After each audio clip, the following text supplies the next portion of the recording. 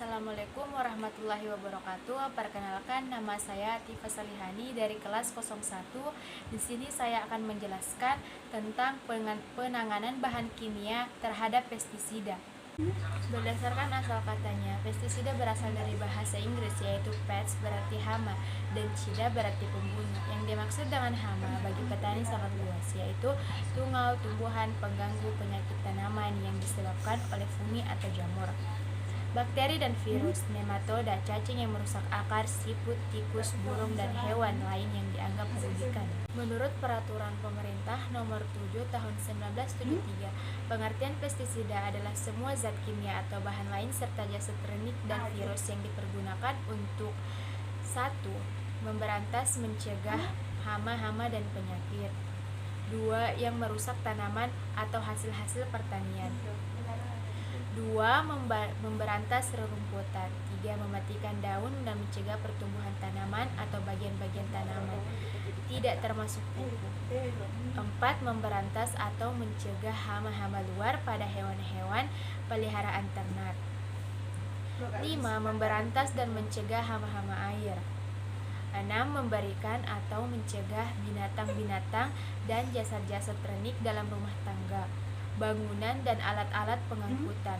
Memberantas atau mencegah binatang-binatang yang dapat menyebabkan penyakit pada manusia atau binatang yang perlu dilindungi dengan penggunaan pada tanaman, dan tanah dan air. Pestisida yang digunakan di bidang pertanian secara spesifik sering disebut produk perlindungan tanaman atau crop protection product untuk membedakannya dari produk-produk yang digunakan di bidang lain. Pengelolaan pestisida adalah kegiatan meliputi pembuatan, pengangkutan, penyimpanan, peragaan, penggunaan, dan pembuangan atau pemusnahan pestisida. Selain efektivitasnya yang tinggi, pestisida banyak menimbulkan efek negatif yang merugikan.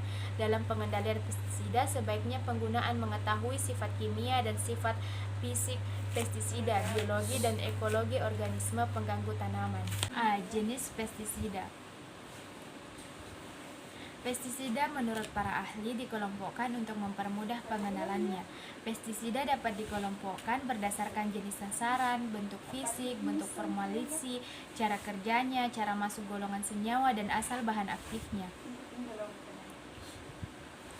Ditinjau dari jenis organisme yang menjadi sasaran penggunaan pestisida dapat dibedakan menjadi beberapa jenis, antara lain yaitu inseksida adalah bahan yang mengandung senyawa kimia yang bisa mematikan semua jenis serangga. Fungisida adalah bahan yang mengandung senyawa kimia beracun dan bisa digunakan untuk memberantas dan mencegah fungsi atau cendawan. Disebut bakterisida karena senyawa ini mengandung bahan aktif beracun yang membunuh bakteri.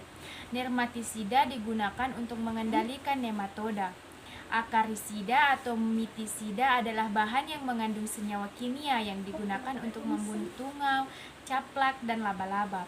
Redontisida adalah bahan yang mengandung senyawa kimia beracun yang digunakan untuk mematikan berbagai jenis binatang pengerat, misalnya tikus.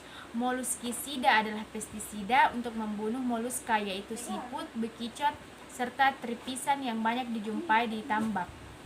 Herbisida adalah senyawa kimia beracun yang dimanfaatkan untuk membunuh tumbuhan pengganggu yang disebut gulma. Ovisida berasal dari kata Latin ovum, berarti telur, berfungsi untuk merusak telur. Peduculisida berasal dari kata Latin pedis, berarti kutu, tuma, berfungsi untuk membunuh kutu atau tuma. Piscisida berasal dari kata Yunani piscis, berarti ikan, berfungsi untuk membunuh ikan.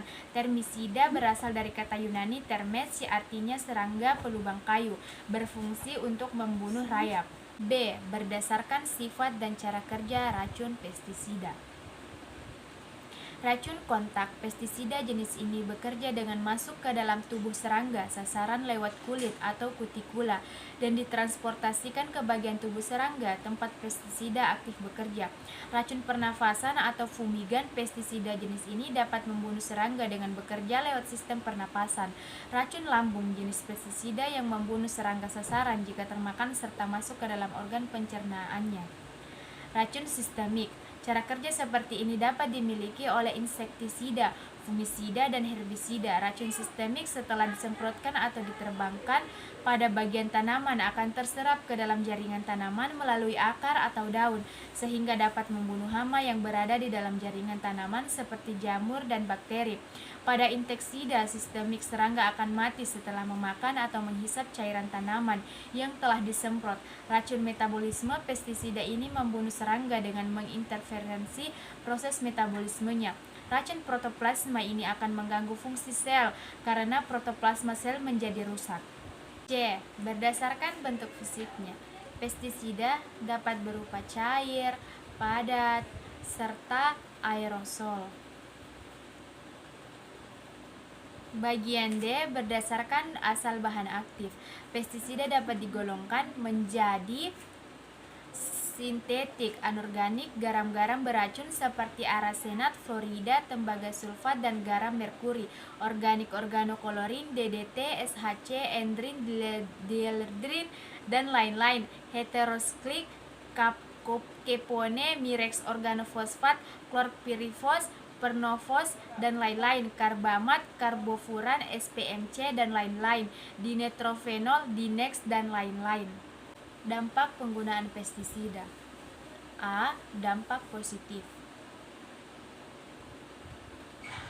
Dapat diaplikasikan dengan mudah, dapat diaplikasikan dalam areal yang luas dalam waktu singkat, mudah diperoleh dan memberikan keuntungan ekonomi terutama jangka pendek.